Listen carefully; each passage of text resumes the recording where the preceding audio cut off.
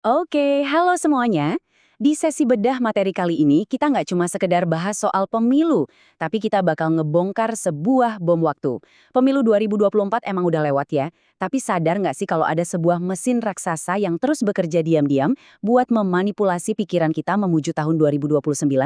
Yuk kita bongkar datanya sekarang. Kalian tahu nggak? 87%, ini data dari survei Kementerian Kominfo loh, 87% dari warga Indonesia itu sadar banget kalau disinformasi udah ngacak-ngacak iklim politik kita.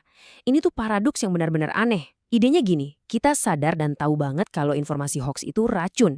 Tapi, entah kenapa kita terus-terusan menelannya. Kok bisa gitu ya? Nah, ini ngebawa kita ke bagian pertama. Paradoks disinformasi pemilih Indonesia. Judulnya pas banget nih, sadar tapi terpapar. Alasan kenapa kita susah banget lepas dari racun ini tuh simpel, karena opini politik kita sekarang dibentuknya di layar HP. Coba bayangin, rata-rata dari kita bisa ngehabisin lebih dari 38 jam sebulan di TikTok doang. Dan kalau kita lihat data lonjakan hoaks yang ketangkap radar pas pemilu 2024 kemarin, angkanya fantastis. Ada 1.325 kasus di Facebook, 947 di X atau Twitter, dan 342 di TikTok. Angka ini lompatnya jauh banget dari tahun 2019 loh. Dan ngerinya, ini baru yang resmi terdeteksi. Yang nggak ketahuan pasti jauh lebih masif. Lanjut ke bagian kedua, bahaya tersembunyi gelembung algoritma alias mesin di balik layar. Jadi, siapa sih sebenarnya dalang di balik semua kekacauan ini? Jawabannya, algoritma. Mesin ini tuh sama sekali nggak peduli sama yang namanya fakta atau moral. Tujuan hidupnya cuma satu, yaitu bikin kita betah scrolling terus-terusan. Makanya dia nyiptain apa yang disebut filter bubble atau gelembung filter.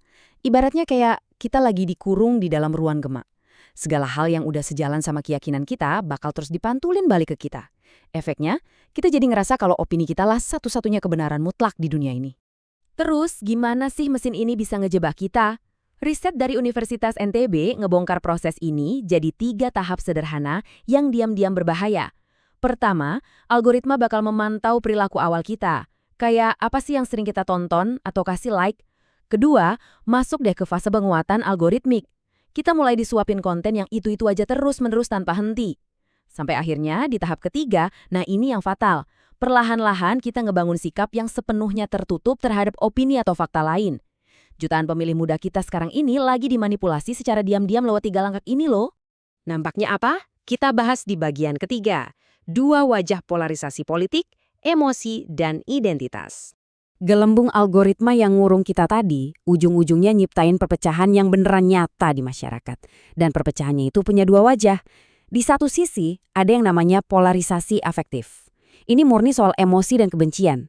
Kalian pasti pernah dengar kan, ada orang yang sampai rela putus silaturahmi cuma gara-gara beda pilihan? Nah, di sisi lain, ada polarisasi identitas. Di sini, isu-isu sensitif kayak agama, etnis, atau ideologi sengaja dibajak buat ngebangun loyalitas kelompok.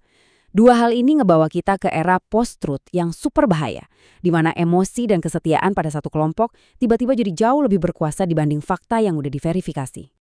Oke, masuk ke bagian 4. 3 ancaman menuju 2029. Kenapa sih keadaan justru bisa makin memburuk? Gini, meskipun masa transisi pasca pemilu 2024 kemarin kerasa relatif damai, jalan kita menuju 2029 itu sebenarnya ibarat nyimpen bom waktu. Ada 3 ancaman utama yang udah membayangi. 1. Pengguna internet kita udah nembus 221 juta orang. Artinya bakal ada banyak banget pemilih baru yang mungkin masih minim banget literasi digitalnya. 2. Kehadiran generatif AI. Coba bayangin, deepfakes atau video palsu yang kelihatan bener-bener asli bakal makin bertebaran buat giring opini. Dan 3, ekosistem platformnya itu sendiri belum berubah. Bisnis media sosial tuh masih dapat cuan paling gede dari nyiram bensin ke api kemarahan kita. Terus kita harus gimana dong? Tenang, kita bedah solusinya di bagian kelima. Cara melawan disinformasi digital sebelum 2029. Gak usah keburu putus asa dulu.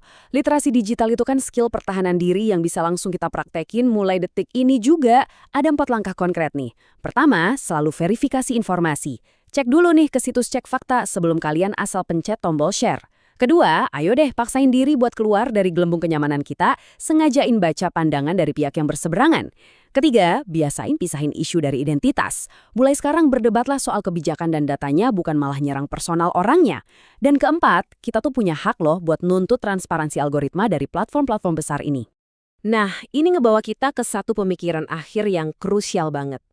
Ingat ya, algoritma itu dirancang secara khusus buat membuai dan meninabobokan kalian di zona nyaman. Tapi sebaliknya, sebuah demokrasi yang sehat justru mengharuskan kita untuk merasa nggak nyaman. Kita harus siap dan berani dengerin pandangan yang beda. Dan mengakui kalau kebenaran itu ya nggak melulu cuma milik kita doang. Jadi pertanyaannya sekarang, apakah kalian siap keluar dari zona nyaman demi nyelamatin demokrasi kita? Pilihan ada di tangan kalian. Dan ujian sesungguhnya dimulai dari ketukan jari kalian di layar HP hari ini. Terima kasih udah ngikutin sesi bedah materi kali ini dan sampai jumpa di pembahasan selanjutnya.